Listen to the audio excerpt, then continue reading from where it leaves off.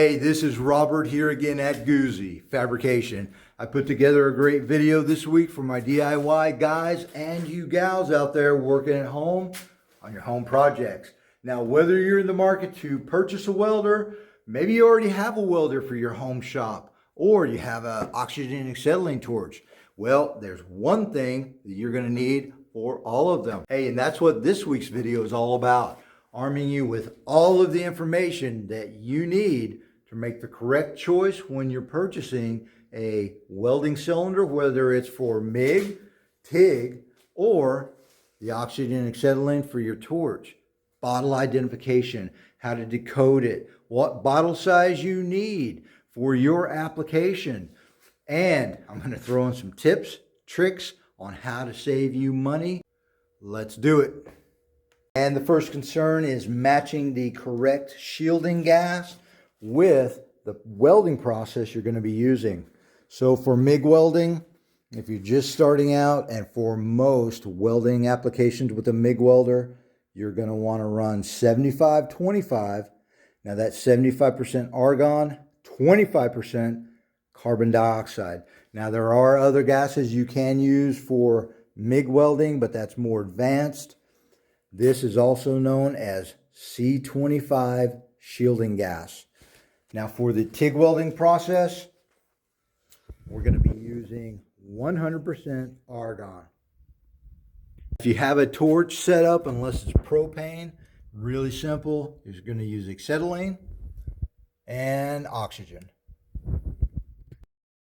And the size or the cubic foot of the welding cylinder, well, it's not located anywhere on the welding cylinder. You'll have to refer to a cylinder size chart like this one to determine what the actual size or cubic feet of the cylinder is that you have. What size welding cylinder should I purchase for my home shop? And that's a great question, and there are a couple of considerations, and I'll answer it this way. Always get the largest cubic foot welding cylinder that you can, and get the largest cubic foot welding cylinder that you can handle safely and secure safely.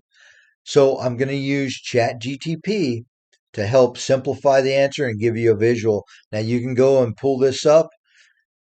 Just pulled it off the internet. Very easy to understand.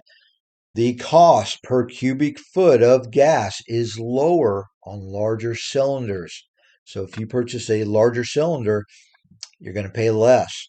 That's going to save you a ton of money a couple of ways: in the refill, and having to go and having the tank refilled.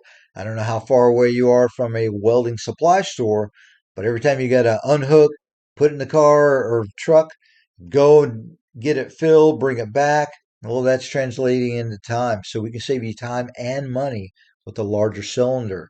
There are trade-offs. Okay, weight and handling. Big tanks are heavy and awkward, and if you don't have the proper welding cart to secure it, yeah, it's going to overpower the cart and something bad's going to happen. You don't want that. Initial cost. A larger welding cylinder is going to cost you a little bit more money up front, but it's going to pay for itself on the backside. And space. If you have a smaller garage, there's a lot of stuff in that garage, not a lot of maneuver room. Well, a smaller cylinder might be better for you. But just rule of thumb, get the largest cylinder that you can. It's going to save you time and money.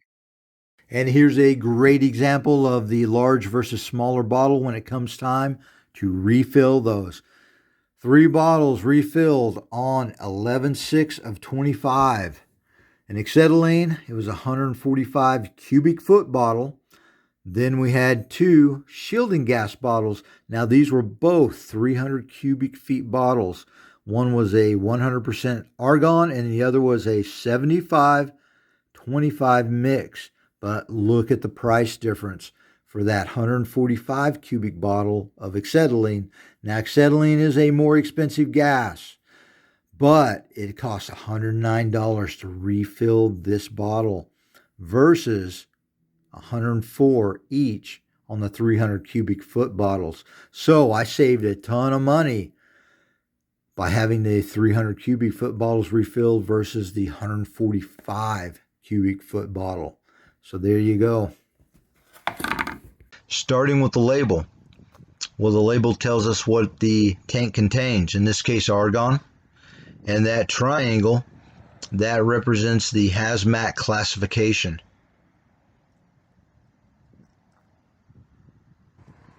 Now this tank has a lot of numbers and symbols stamped onto the side.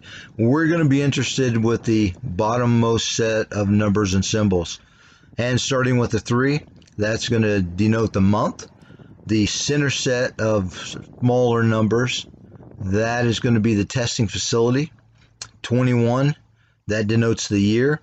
Now the plus symbol, that designates that this tank can be used at 110% of its operating pressure. And then the star designates the tank has a 10-year certification before retest. And the DOT, that stands for Department of Transportation, and that's the regulatory agency who approved the tank. Now the 3AA discusses the type of material the tank is manufactured from, and then the last set of numbers, the 4-digit numbers, 2400, that's the PSI of the tank. And then the bottom set of numbers, 394692, that's the serial number.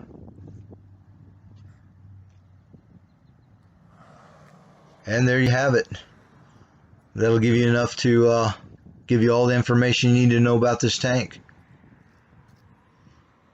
And you always want to keep the cap on the tank unless it's being used. Your bottle's been refilled, connected, and secured. Always double check. This is very cheap insurance. I've learned the hard way. Mix a little bit of Dawn with soapy water. Always double check the connection. Just barely crack the valve. Spray a little bit of soapy water. If you have bubbles, that means either the connection isn't tight and you need to retighten it, or there could be an issue in the seat. Really cheap insurance. I've done that, lost an entire bottle because I didn't turn the valve off. I forgot overnight. Not fun. Hey, if you're learning how to TIG weld, or maybe you already are a TIG welder, be sure to stop by our online store. Check out our new 9 and 17 consumable holder. This thing is awesome. It has a place to store your tungstens, old style cup holder, collet body, collets. It'll hold this type of ceramic cup, the stock type ceramic cup, Pyrex cups, gas lens. One-stop shop. Hold all your consumables in one place. All nice and tidy. GuzziFabrication.store. Check it out.